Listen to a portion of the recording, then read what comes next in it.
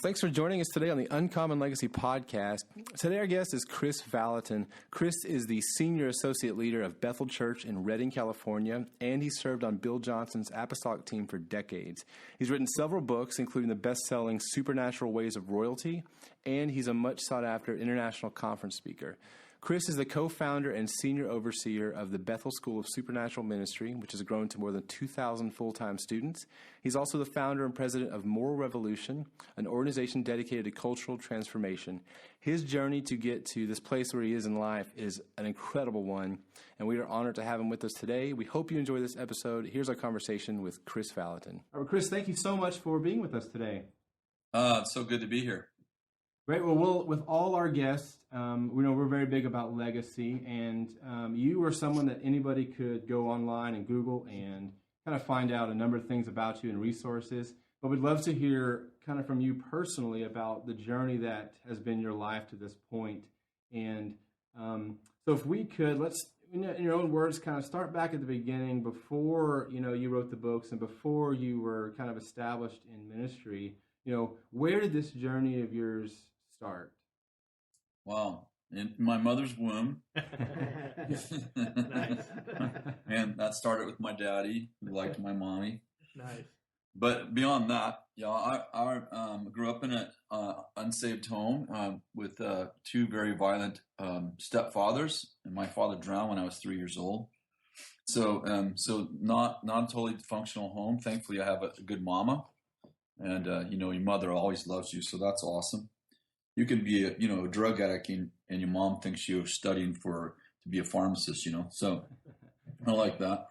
And so I got saved when I was 18. I had an audible voice speak to me when I was 15. My mom was very sick with psoriasis, and it was a very difficult time in our life, and I was very scared. About 2 or 3 o'clock in the morning, I said out loud, "If there's a God, if you heal my mother, I'll find out who you are, and I'll serve you the rest of my life." And an audible voice said, "My name is Jesus Christ, and you have what you requested." Wow. And the next morning, my mother was completely well from psoriasis that covered her head all the way from her head all the way down to her legs. And the voice came, the voice came back about a week later, and the voice said, "My name is Jesus Christ. You said if I healed your mother, you'd serve me, and I'm waiting." And so that began a journey, and then I had several encounters in between that time. But when I was 18 years old, I had a girlfriend who became my wife. Who I met her when she was 12, and we got engaged when she was 13, and we got married when she was 17. So 5 years, 5-year journey. We were on this journey together, looking for God, and we knew His name was Jesus. That's all we knew. She was a Catholic, so she'd been to catechism and all that. I had been to nothing. So when we were 18 years old, we received Jesus in this home group with a bunch of hippies, which later on, 20 years later, I find out that we were part of the Jesus movement. I didn't even know what a Jesus movement was. So, this young man named Ken Hughes, we were in this house, just 100 kids packed in this small house, and they were singing, singing Jesus songs, and we were in the house and sitting on the floor, place just completely packed with young people. And this man, Ken Hughes, said, as he's playing guitar and worshiping, as he's worshiping, people are standing up, and these hippie kids, they're just standing up during the worship, and this one stands up and says, "Jesus healed me from epilepsy," and someone else says, "Jesus delivered me from heroin." And it's like 15, 20 people stood up during this worship time. I was impacted. I was like, the God who spoke to me is here. Wow. And I had been going to churches for 3 years, just standing in the back of a church as a young man. For when I was 15, I started walking to the churches that were close to my house. And so this young man said, who was leading that night, he said, "Does anyone want to receive Jesus?" And of course, my girlfriend and I raised our hands. And after the meeting, he came over and said, "You received Jesus, da-da-da. You're like a little baby, and you need a father." I'm like, okay, that's cool. I've needed a father my whole life, so that made sense to me. And he brought over 2 young men that were probably 3 years older than Kathy, and then older than me. And he said, "Which one of these men do you want to be your father?" And I'm like, I'll take the better looking one. So we took this young man named Art Kipperman became our father, and he was our father for 4 years. It was very powerful. I buried him 7 years ago. Oh, yeah, he became our father. Great father, great spiritual father. So that was the beginning of our journey. Wow. Well, that was a little unexpected, and that was pretty amazing. I know a lot of people, and that's not the typical story. How did you? Ministry is a huge part of your life. How did you get into ministry and start that particular journey? Well, first of all, I'm going to have to say that I believe that when you receive Jesus, that you're in the ministry from that day on, because everybody's a royal priesthood. So I have to just qualify this and say, from about 2 years after I was saved, I was taught, if you know Jesus, you're in the ministry. I mean, you may be bad at it, but you're in it. And so, I honestly don't believe there's such thing as secular work. When you receive Christ, from that day on, everything you do is sacred. You seek first the kingdom, and everything will be added to you. It's not seek first the kingdom and then something second. There is no second. You just seek the kingdom in your family, in your job, everywhere. You just look for God everywhere. You bring God with you everywhere. Anyway, I'm not trying to, I guess I am preaching. No, I am trying to preach. Sorry, I almost lied. So, but as far as vocational ministry, I got saved, and then 3 years later, I had a nervous breakdown that lasted 3.5 years. I got demonized, very badly demonized. And I was taught that Christians couldn't have a demon, so I didn't know I was demonized. I thought I was mentally ill. So finally, 3 years later, 3.5 years later, we moved to this little mountain community, and I heard this man say on the radio, God hasn't given us a spirit of fear, but love, power, and a sound mind. He said, some of you think you're going insane, but the truth is that a spirit of insanity is speaking to you. And that's all I heard him say. And I was laying on the floor 2:00 in the morning, and I said, Jesus, what do I do? He said, tell the spirit of insanity and the spirit of fear to leave you. And so, I mean, for 3.5 years, I couldn't hardly, I couldn't sleep at night. I couldn't keep anything down. I lost 30 pounds. I shook all the time like an alcoholic. And that night, I'm laying on the floor, and I said, you spirit of fear and you spirit of insanity, leave me right now. And I didn't see anything, but something like felt like one of those lead suits that you wear, those lead guards that you wear when you go to the dentist, and they take those x-rays. Felt like that, something like that got off of me, and my mind cleared up, and I was fine, perfectly fine, for the first time in 3.5 years. And about the year before that, I met Bill Johnson. He moved to our little town of 3,000. He became our pastor. We became best friends. We were together 5 days a week, and I became the youth pastor. Then when I got completely delivered, I just began. I just had this passion to see other people get free. I wasn't trying to create a ministry. I was just trying to help other people learn what I learned. And that just opened the door to all kinds of crazy stuff. And I started praying for people who were depressed and discouraged and had panic attacks and insomnia and couldn't sleep. And pretty soon I helped a few of them. And it wasn't very long before my house was just filled with people getting free from different kinds of things. So that's kind of the beginnings. Wow. So, Kris, the story you just told, I think you wrote a book called Spirit Wars. Yeah, I told my story. Yeah, you kind of told that story in that book. I read that book a couple of years ago, so my memory's kind of fuzzy on all those details. I just remember while I was reading that story, having these thoughts of how can someone who's been in the quote unquote ministry for so long be dealing with these things. And I see, this is kind of straying from our notes, but I was raised in a pastor's home, and I've been around, like you put it so well, vocational ministry most of my life, in some form or fashion, whether I've been involved in it or just through relationships. but I've seen the stress that can be put on ministers and on Yeah. pastors and their families. I mean, if you look at the statistics, it's one of the most stressful jobs you can have is to be a Exactly. pastor. And I see why. I don't think a lot of people do.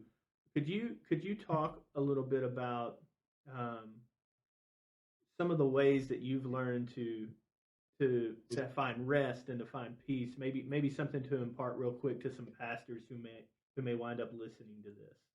Yeah, that's really good. I just I gather a group of leaders that are leading our church, leading our movement at my house about every other month, and I just talked to them about developing rhythm in your life, and I told them that we have to draw boundaries around our life, because the deal is we've been called to help people, but we're not the savior of the world. And I remind myself, and not everyone will be able to relate to this, but I get an average of 100 communications a day, whether it's email, text, private messages, people trying to call me, and I can take about 10 of them. So I never finish a day. I never lay my head on my pillow when I have come anywhere as close to meeting the needs of the people that are trying to get to me in any given day. So 90% of the people who are trying to get to me are not going to get to me. And I had to decide, after I crashed some years ago, I had to decide who I was serving, because I had to come to the conclusion, I had to come to grips with the fact that I will die being misunderstood, because very few people are this busy. And I'm not the savior of the world. And there's always enough time to do everything Jesus wants me to do in a day. So my job is to do what I see my Father doing in my life, and nothing else and nothing less. And so, one of the things is Paul wrote to Timothy and said, take care of yourself, watch over yourself and your teaching. The best thing I can do for anyone else is to make sure that I remain strong and healthy, spirit, soul, and body. So I have to set aside time for me. I have a piece of property with 3.5 acres. It has fence all the way around it and an electric gate, because I have to have downtime. It's the best thing I can do for the people that I serve, is to have a day off. And I was just having a conversation with a pastor, very, very wise pastor, 2 days ago, and he said, the fourth commandment was, you shall keep the Sabbath. And he said, that was the commandment before, thou shalt not steal. And he said, when you don't rest, you're stealing. And I never thought of it that way till 2 days ago, but I thought, you know what, about 3 years ago, the Lord said, you need to develop a rhythm, and you need to take care of you. And taking care of you is not selfish. It's the wisest thing you can do for those who you serve. Love your neighbor as you love yourself. And if you don't love you, you will never love them. That's great. I pose that question as, for pastors, but the reality is it goes anyone who's in business or education or any other field. If you don't find that, you're going to burn out, and you won't, like you said, you won't be able to effectively serve anyone if you're tired or drawn out or worn out all the time. Or you have a breakdown, Yeah, right. I've had a breakdown. I can't tell you. I work in the oil and gas industry, and I see people constantly, because of the ups and downs of that industry, constantly coming to a breaking point in their mind where fear is fear is their motivator. It's what causes them to do what they feel is a good job. And so that's, like you said, being able to serve in those capacities when we don't operate in that way. When we find that rest, there's such a lucidity that comes to people's lives when we can operate in the peace of Jesus Christ versus what they're operating in maybe at that time. Yeah, and I think it's true too. So many people focus on just the one part about that verse that is, to love others. Well, it's a two-sided coin that are both equal. You know what I'm saying? Love others as you love yourself, and then there's a balance, a rhythm to it, just like you said. And most people, we focus so much on that one part. Well, You mentioned how busy you are, and Yeah. I know part of that is you do a lot of speaking, a lot of writing. Mm-hmm. It's something that you are very known for and you're very sought after. Is that something that's always been the case with you? Have you always been so good with words as far as speaking and writing? No. I was a businessman for 20 years, and my passion was the automotive business. I've been in the automotive business since I was 13. My grandfather had one of the very first service stations in the Bay Area. I grew up in an automotive family, so no, no, not at all. And as far as the writing part, it's very interesting. Sometimes God gives us gifts and strengths, and we need to steward those, of course, and that means that we get more as we use wisely what He's given us. But also, there comes a time when God also uses us in our weakness, and I think this is very exciting because I can't spell. I couldn't read when I graduated from high school. I could not read. I read on the third grade level. I learned to read reading the King James Bible, and that's a true statement. Wow. And I still can't spell, and I never learned to type. I can type a little bit now. I type. I use all my fingers, but not what they're supposed to be. And I've written 12 books and like 5 or 6 manuals, and I've had like 7 bestsellers. I'm not boasting. I'm just telling you, that's my weakness. And this gal came up to me about 14 years ago. No, I'm sorry. It would have been about 11 years ago. And she said, we had a conference, and I didn't know her. She wasn't from our church, and she walked up to me and she said, "Hey, I have this word that I feel like the Lord gave me when I was praying for you." And I said, "What is it?" She said, "The Lord says that the same gift that was on C.S. Lewis is going to be on you." Whoa. And I said, I said, "Lady," she said, "I don't know if that's a good word." I said, "Well, I receive it, but let me tell you something. That would be God, because I can't spell and I can't type." So, but from that day on, within a few months of that time, I sat down to write because of that word. And I have a lot of stuff in me because I had been preaching, of course, for a long time. And I heard this voice in my head, Holy Spirit, I believe. And he said, I want to show you pictures, and I want you to paint with words. All I want you to do is paint with words. So I started writing the words to paint. It's kind of, I think I'm being descriptive. So I was using words to paint the picture that he put in my mind, and that's how I learned to write. And kind of funny, when the first publisher came, Bill Johnson arranged a meeting. Thankfully, he's so gracious. Bill's been my biggest supporter, and he arranged this meeting with a publisher. And I had written about 7 chapters of the Supernatural Ways of Royalty, my first book. And the publisher, I had a 1-hour meeting with the publisher, and he. 50 minutes of it, I was so nervous I could hardly talk. And so, the publisher towards the end of the meeting, he said, most people don't get published, and, we get, 3,000 manuscripts a year, and we only publish about 200. And, it's, maybe you can, self-publish. And he was just doing that thing because I was so nervous. So I said, "Oh, okay, thank you." And so he got up to leave, and I said, "Can I just read to you, my first chapter? Could I just read a couple of pages of my first chapter?" So he sat that down. He said, "Sure. We have 10 more minutes." So I read him 8 paragraphs, and he looks at me and he said, "Who wrote that?" I said, I wrote every word of it." He said, "That's amazing. We'll give you a contract right now, and we will take every book that you publish from here on out." Wow. That's amazing. That's the truth. That's exactly how it happened. It's funny the way you described how God basically taught you to write. Yeah, he taught me. I remember in grade school when I was taking writing courses and things like that when we were doing descriptive writing, that's exactly what I remember my teachers telling me. Really?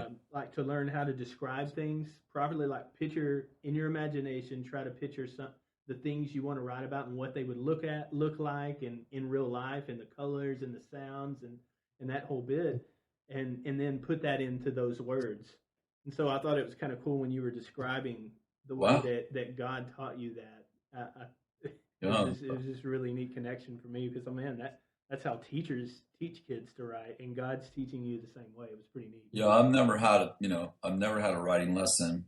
I've never had anything like that. So yeah, it's pretty cool. And, our team, we have a large team of about 500 people on staff. And when Bill's first book came out, How Heaven Invades Earth, everyone's like, oh, that's amazing. That's Bill. And, Bill Johnson's a 5th generation pastor. He's one of those guys that's good at everything. He's amazing. He can sing. He played piano. He's an amazing preacher. He can write. I mean, there's nothing he can't do. He's amazing. So when he wrote his first book, everybody was like, oh, of course it's Bill. And I came out with my first book the year later. Everybody on our team's like, hey, if he can write a book, we can write a book. And the truth is that as of this date, as of today, I believe, we have 23 published authors on our team. 2 of them are maintenance people. Wow. What? That's amazing. I'm serious. Oh my So God. you know what? I think that God's used me as a sign of what He can do with weakness. In fact, I got offered an earned doctorate last year from a university, and all I had to do was write a thesis, and I already had written a book on women, empowering women.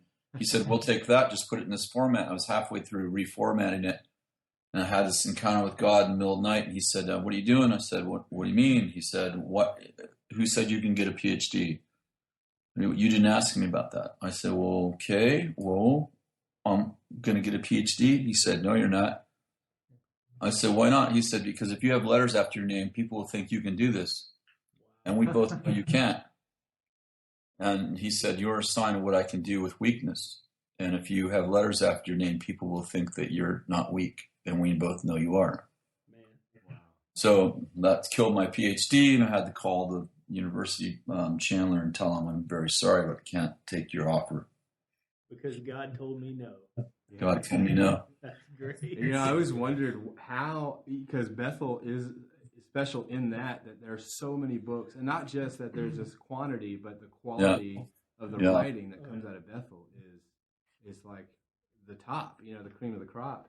And I always wondered, it's like God using you to write, release that over that entire area, that over Bethel is that's pretty amazing. I kind of have always wondered, like, how come everybody there can write and write really well, and that's it? It's God using somebody who actually can't, who now they can, Yeah. Releasing that is pretty amazing. You mentioned the book, the first one that you wrote, The Supernatural Ways of Royalty. Yeah. With that book, why did you write that book? Why was that your first book? And what is it about that message that you needed to write it? Well, it didn't start out as a book. I didn't start out thinking, I think I'll write a book. And that's how everything happens in my life, including my messages, But I had an encounter with my secretary where she walked in the office one day and crying. And I asked her what was wrong. She said, "You don't realize how much people value you. You don't carry yourself like you understand that you're valuable. And you're destroying with your words the very people you're supposed to be leading." That night I had a dream. I didn't remember the dream. But in the dream, I just felt like someone had died, like grief, like deep grief, like a death, like a funeral. And I had a verse running through my mind: "The world cannot hold up under a pauper or a slave when he becomes a king." I woke up, leaned against the headboard, and I said, "Jesus, are you speaking to me?" He said, "Yes, you're a king. You're a slave who's become a king, and you're destroying the people you're supposed to be leading, and it's time for you to change." So I spent the next year, God teaching me who I am. And He said, you're not a slave. You're not a sinner. You were a sinner. You became a saint. You were a broken man, and you become a whole man. And He started telling me that I was a son, and not a slave. And I was, and so for the next more than a year, but at least a year, I went through this intense Holy Spirit journey where everywhere I turned, the Lord talked to me about how much He loves me, how I was born to be amazing, how I was born to be great, that I wasn't born to be a loser. I was born to be a winner. and that when I talk bad about myself, that I'm insulting him because I was made in his image, and I was made in his likeness, and that I was made after him, and I was made to imitate him, and and that I was a part of the most beautiful creation he'd ever created, the wisest creation he'd ever created, and that the angels actually longed to look into the creation that he created in humans. And every time that I thought bad about myself, I was insulting him. And if I had a thought in my mind he didn't have in his mind, then it was rooted in a lie. And so I began this intense journey where I spent just nights pacing the floor where God loved on me. And I had never been loved on like that because my stepfather told me that I was the trash that came with the treasure. So I was raised to be a slave. Intentionally, proactively. My stepfathers raised me intentionally to be a slave. And God said, unlike Moses, who was raised to be a prince, I was raised to be a slave. So I had this intense journey, a very intense journey, and I was changing. There's very seldom that we feel ourselves change. Which change usually happens slowly, and we look back over 5 years and we realize we're different. But the change was happening so intensely every day that I was journaling these encounters that I was having, not just encounters, but just with the Bible. I was reading the Bible and verses were stepping, like a verse would stand up like a soldier on a battlefield and say, I've loved you with an everlasting love. Anyone who's against you is against me. And who can be against you when I'm with you? And you know how much you're loved, and you know that the love I have for you is beyond your ability to even comprehend. I want to give you more than you ask or think. So if you've asked it or thought it, I want to do more than that. And I was just having these intense love encounters with God. And I just started, of course I was teaching it and preaching it because that's all that's happening to me. And one day I just started writing it down, and that became my first book. Man, that's a great description of why you wrote that book. Yeah, exactly. While you were describing that, there were several things you mentioned, but one of them you talked about the beauty of God's creation and the whole of His creation, and that He wanted you to realize that you were a focal point, you were a part of that beauty. Yeah. Another side to that creation is the female side, and you've actually written a book called Fashion to Reign. Yeah. That is specifically a focal point of that is specifically empowering women to fulfill their divine destiny. Can you kind of talk about why you decided to write this book and why that holds such an importance to you personally? Yeah. Well, I mean, there's several things. The first real reason is because Danny Silk walked in my office several years ago, and he said, I want to talk to you. So we sat down and he said, I believe that women are the most oppressed people group in the world, and that I believe that God's called you and I to help empower women and find their rightful place in God.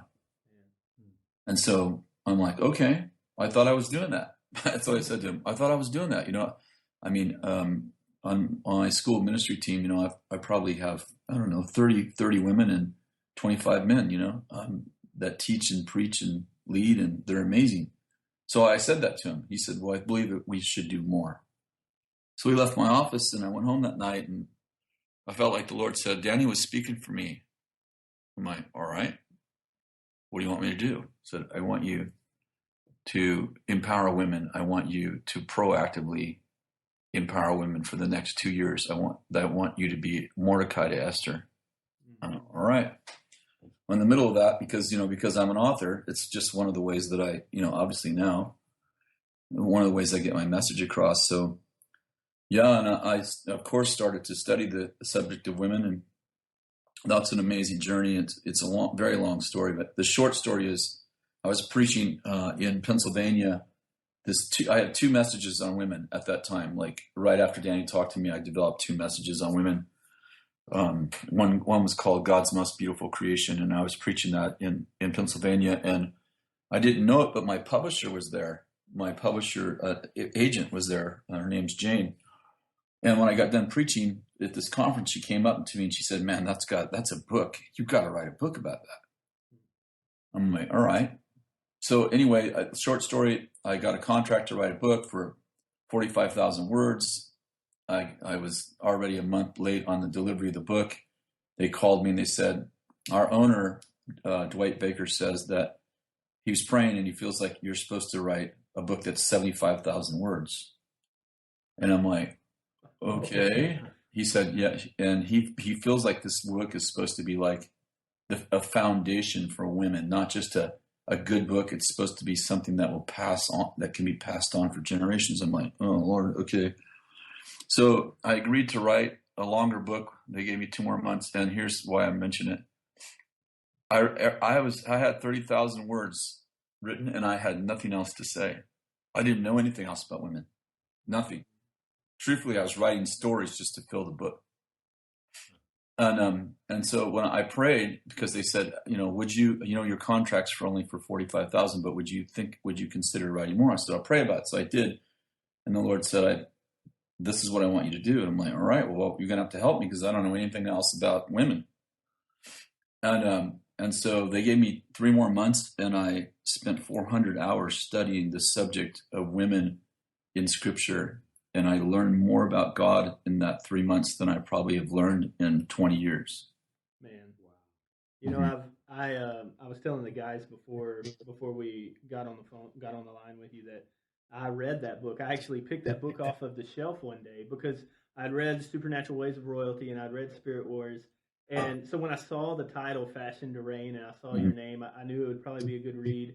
And the title kind of took me back to Supernatural Ways of Royalty, royalty and Fashioned to Reign. And I didn't see anything about women. Like I did, my eyes just didn't see it. It was there. And not that it would have deterred me in any way. It's just I didn't see it. And so I started reading the book, knowing nothing about why you had written this book. And it literally, it completely changed my mind and my heart. Not that I was had any desire to hold back women or put a glass ceiling. It's just things biblically that you brought out. It was so obvious to me that you had spent tons of time studying. I did Scripture on this. And so after that, I gave the book to my wife. I was like, you have to read this. Like, you have to read this book. And it changed her life. It gave her a confidence that in that season of our lives, I began to see her walk in a confidence level that me and her had talked about her needing or desiring. But now she walks in it. And so, thank you for that part of it, because it really is, people that will read this book, it really will not only empower women, but it will empower men to empower women. Yeah, exactly. It was written as much for men as it was for women, honestly. And unfortunately, most of the readers are women. And I say unfortunately for the obvious reason. Right, absolutely. Well, if there are any men listening, if you buy any of Kris's books, buy that one first. Yeah, definitely. Kris, you mentioned Danny Silk. He wrote a book also on the same lines, The Powerful and Free. Yeah, it's a great book. What do you think that has to say about the timing, of this message, that you guys are both putting this resource out to speak this message? What does that say about the timing of, why now? Why is that such an important message now? The crazy thing is this, I started writing a book because of the encounter I had with Jane I just told you about. Mm-hmm. And Danny and I did this conference together about 4 months after I was writing the book, and we were in a hotel together, and I said, hey, I'm writing this book, and I started telling him about it. I'm really excited about it. I was kind of quoting some of the chapters, and he's like, well, I'm writing a woman's book too. I said, you are? He's like, yeah. I'm like, oh, well, sorry. I said, you told me, a year ago, we need to empower women, so I'm writing a book about it. He's like, well, I got my book almost done. So we had this conversation, should we homogenize our books, put them together, do a co-author thing. And he's telling me about his book, and I'm like, oh, that's way different than mine. Same core message, but a very different approach. So I'm like, okay, well, so we talked about it, and he's like, well, why don't I release my book first, and then 6 months later you release your book?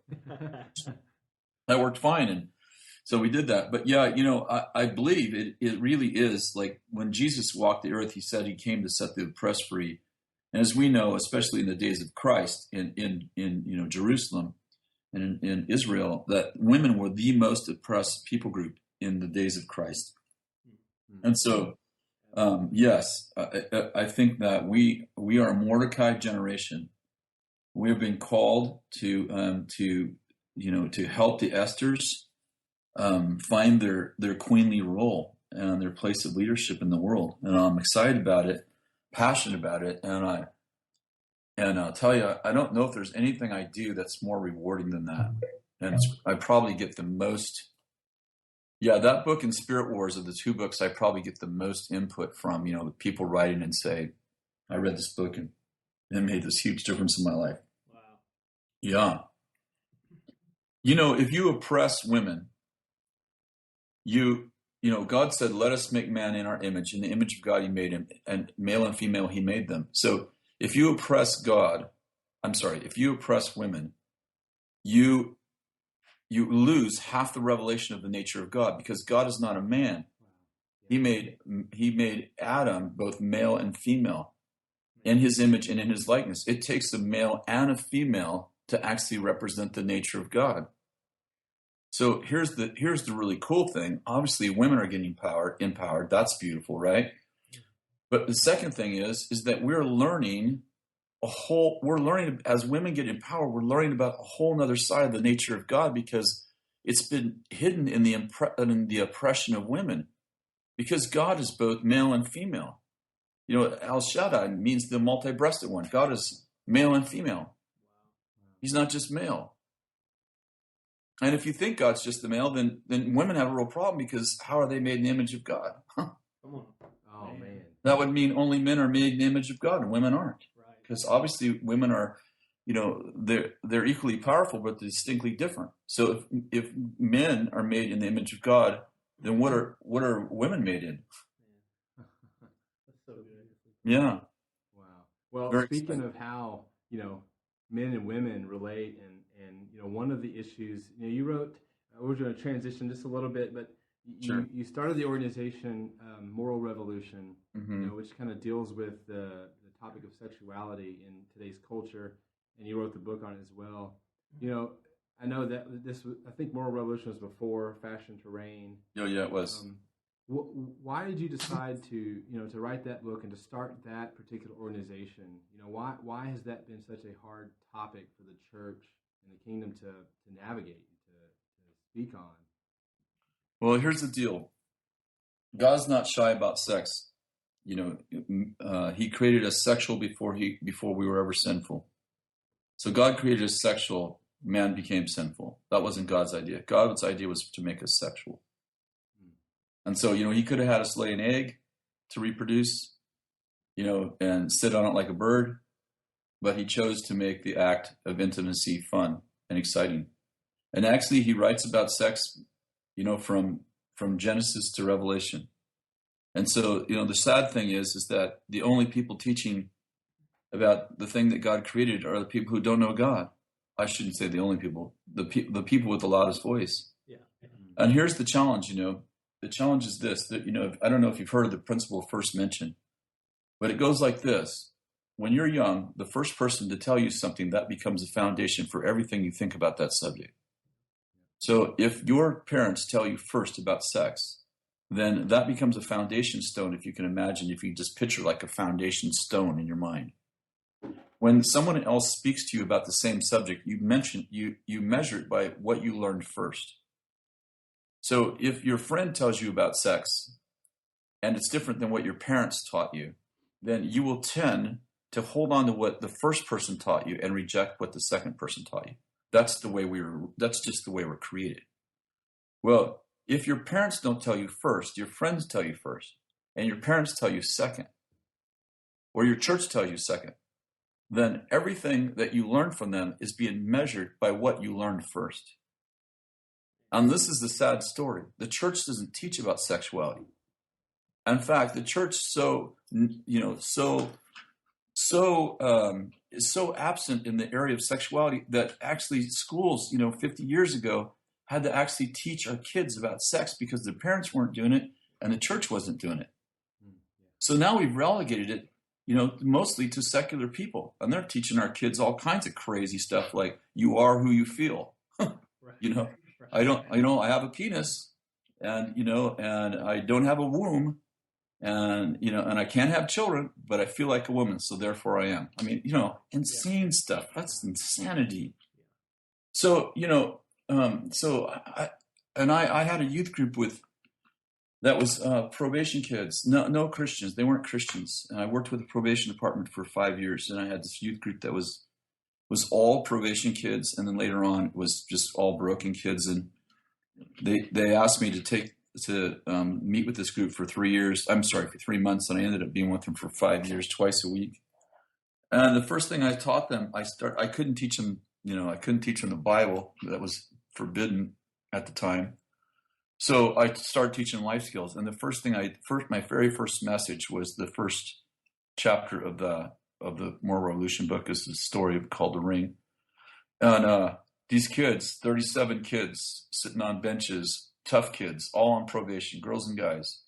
When I finished that story, it's about virginity. It's about fighting for your virginity. It's a metaphor about fighting for your virginity.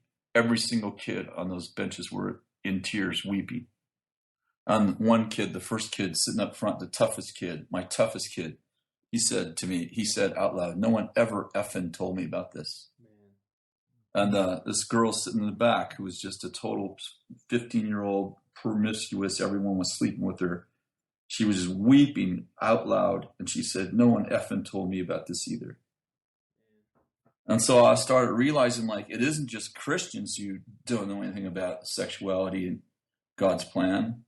It's people who don't know God, and they are starving for someone to tell them the truth.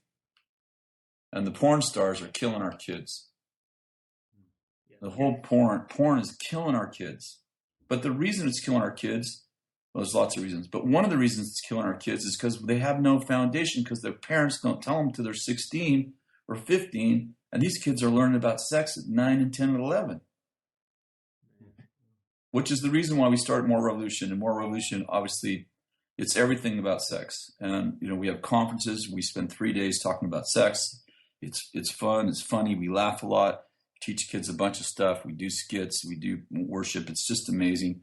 We've written, I don't know how many manuals and books, all about sex. So it's a lot of fun, and we're having a great time, and I'm excited about what we're doing. I love, if you go to the website, you're listening, if you go to the More Revolution website, I love the way that you approach the topics. Like, you guys are asking the questions that teenagers are asking, but like the church and people are afraid to answer, kind of just straight up, give me the details. What about this? This is what I'm feeling. What about that? And More Revolution is the organization that is asking and answering those questions and giving real answers. Yeah. That's the difference. It's not just, sex is sacred, leave it at that, and don't ask me, and go to God. And people have questions. What about this? And what about that? Stuff, Yeah, I'm horny, therefore I must be, demon possessed, or something's wrong with me, No, that's called normal, actually. That's 15. That's here. Yeah. Man, no, that is like one of the only topics that we try to get people to learn in the reverse way from any other way we learn, which is asking questions, being practical, thinking things through, and talking to other people and hearing what they have to say through their own experience. Exactly. And we ask kids to learn about this topic without any of those resources whatsoever. Yeah. Like you said, when they do get those resources, it's coming from someone who's teaching them now that never got those resources, so they never learned in themselves. Yeah. So that, it's just, you talked about the necessity for fathering and mothering especially in this area, but really in any area, and the importance of that. We're constantly seeing a theme about that when we talk to any guests that we have about the role that fathers, mothers, and mentors play in people's lives. Yeah. Can you talk to us about someone who, I'm sure you've had many along the way, so, you can pick one or talk about several if you'd like, but someone who's been an amazing father figure or mentor to you that's helped you in a lot of areas of your life. Well, I've had 3 fathers in my life, spiritual fathers. The one I told you about at the beginning of the show, his name was Art Kipperman, and he mentored me until I was, for probably 5-6 years. And then I met Bill Johnson. Before I met Bill Johnson, I met this man named Bill Derryberry, who now is in his 80s. And in fact, I'm going to have lunch with him next week. And he loved me when I was very broken. And I owe my life to him.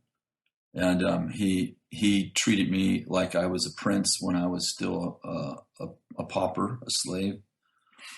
And then a year after I met Bill Derryberry, I met this man named Bill Johnson, who's, now become very famous, but at the time nobody knew him. He was in this little church of 40 people, and he became my spiritual father too. So I have two living spiritual fathers. They're both named Bill. That's funny. My biological dad's named Bill too. So I guess I have to stay with Bills. And I've learned everything. Like I came out of a broken home. So, Bill Johnson and Benny, his wife Benny, and they had 3 kids. They had 2 sons and a daughter, and we had 2 daughters and a son, all the same age. So they all dated at different times in our lives. And we lived with the Johnsons for 6 months.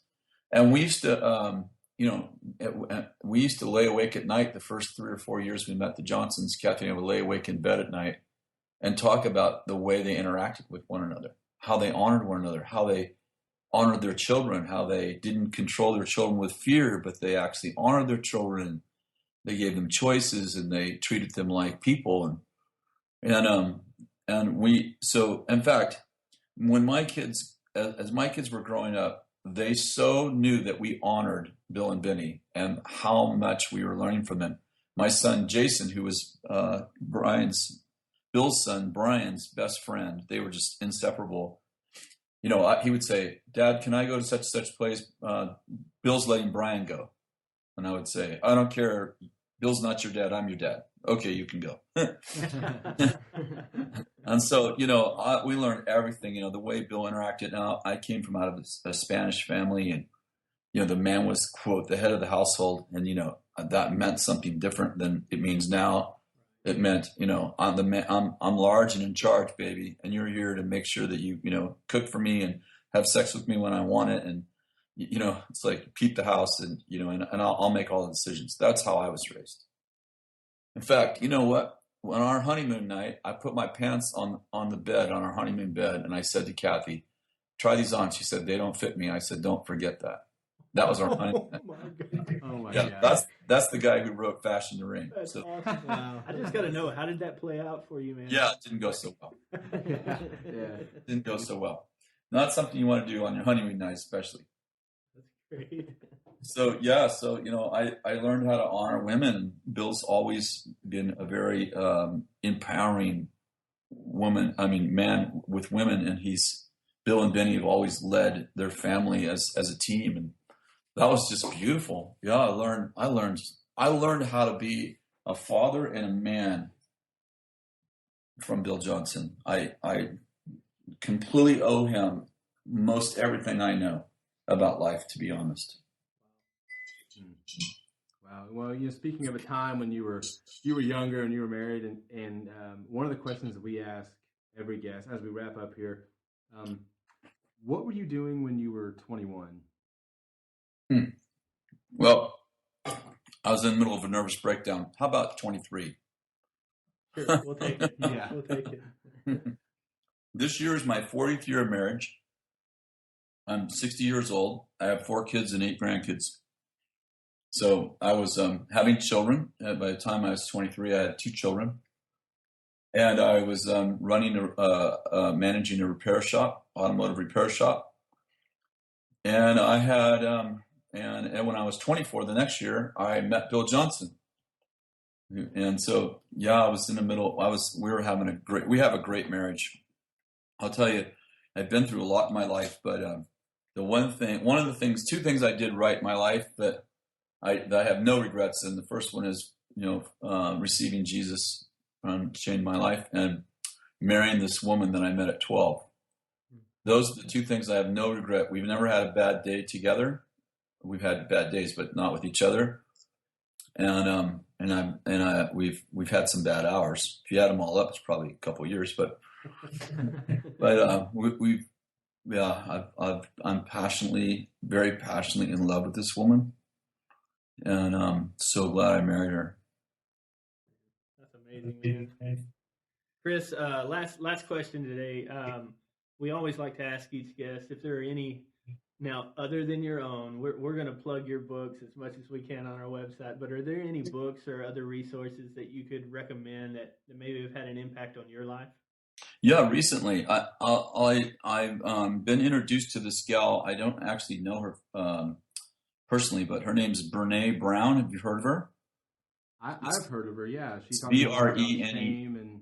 Yeah, Brene Brown, and she's got 25 million hits on TED Talks, the most TED Talk hits, and she has a TED Talk called "The Power of Vulnerability," and it's all about how to walk out of shame. It's powerful.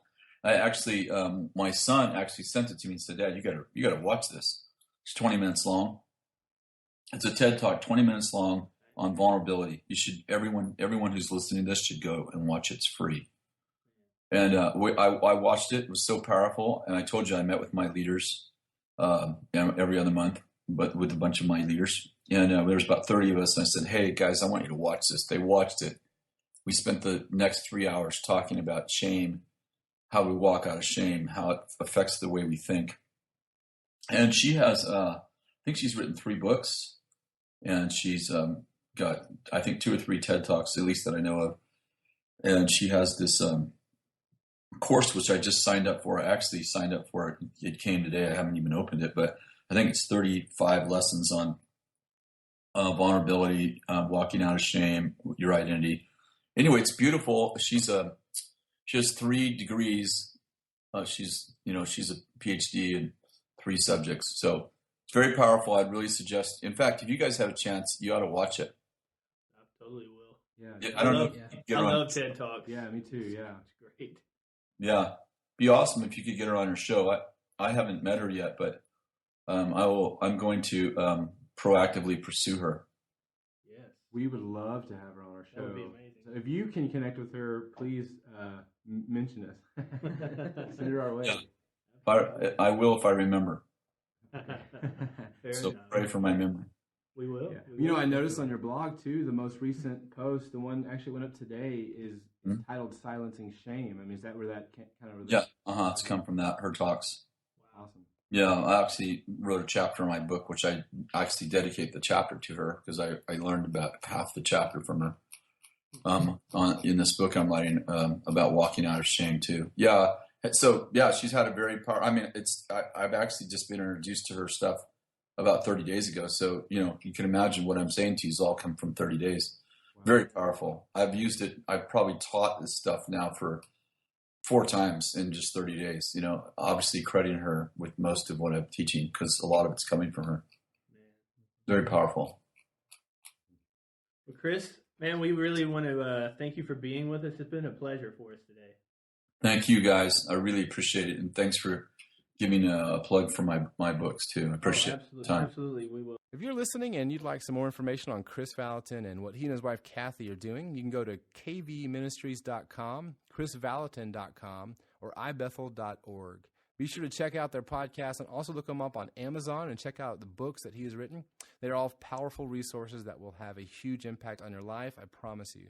We'll have links to all those and his website on our website. And if you enjoyed this, please do us a favor and share this with your friends and family, and also take a couple of minutes and go to iTunes and subscribe and leave us a review. We would really appreciate that. It'd mean the world to us. Thanks again for joining us today on the Uncommon Legacy Podcast. We'll see you next time.